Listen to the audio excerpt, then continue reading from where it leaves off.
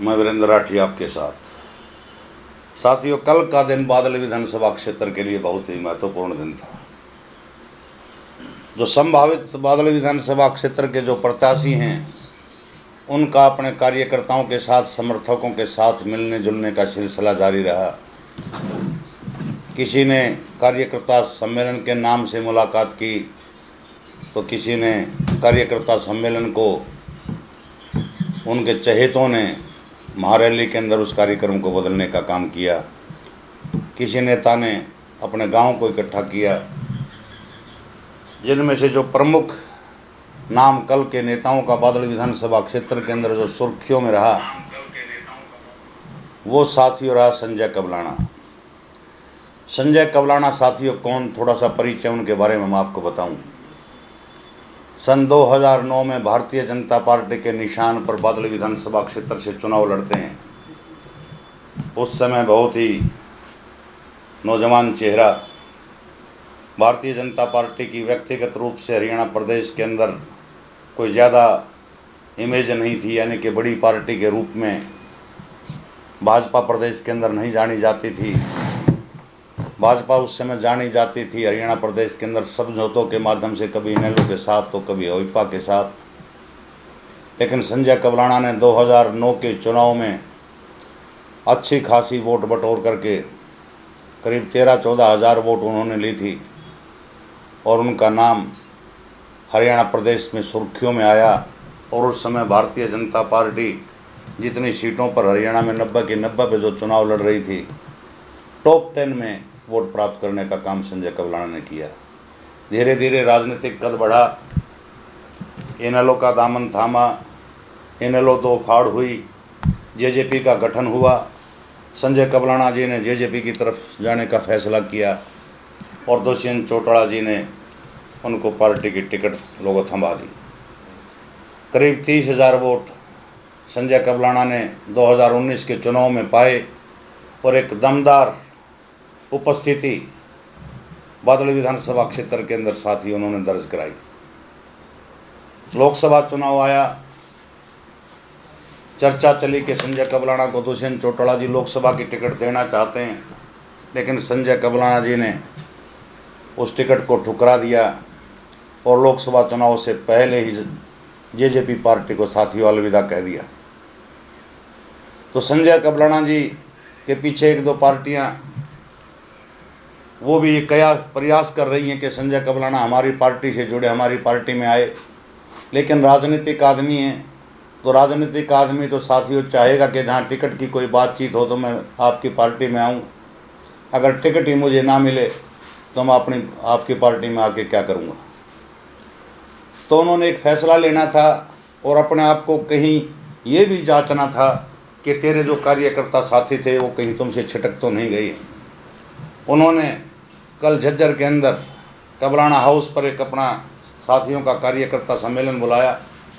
लेकिन उस कार्यकर्ता सम्मेलन के अंदर साथियों जो भीड़ आई, उस भीड़ ने तो ये प्रमाणित कर दिया कि वो कार्यकर्ताओं की मीटिंग नहीं थी, कार्यकर्ता सम्मेलन नहीं था, बल्कि एक बड़ी रैली के रूप में लोगों का हजूम जो है वहाँ पर इकट्ठा हुआ।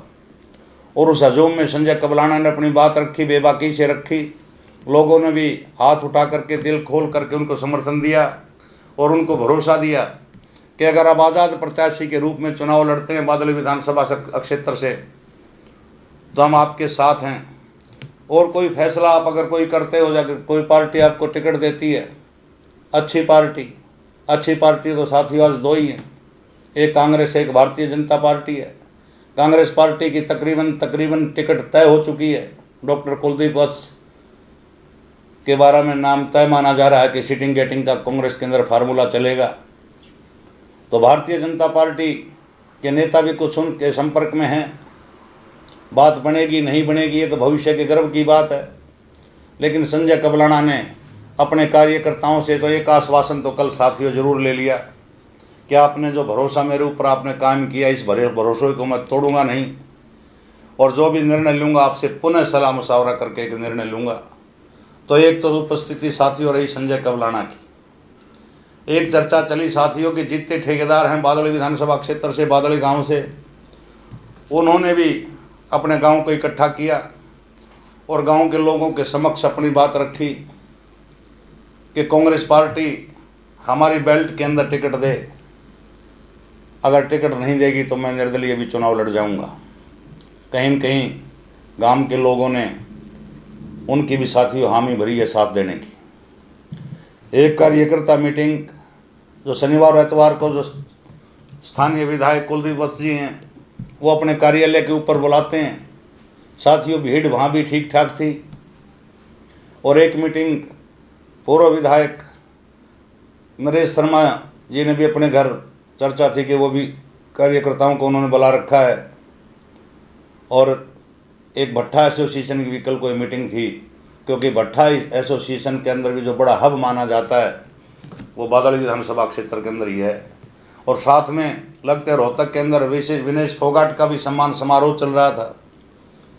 लेकिन बादल विधानसभा क्षेत्र के अंदर जो मुख्य रूप से साथियों चर्चा का विषय रहे वो कल ये चारों नाम चर्चा का विषय रहे, जिनमें ज़्यादा चर्चा का विषय संजय कबलाना के रूप में चर्चा उनके ऊपर हुई।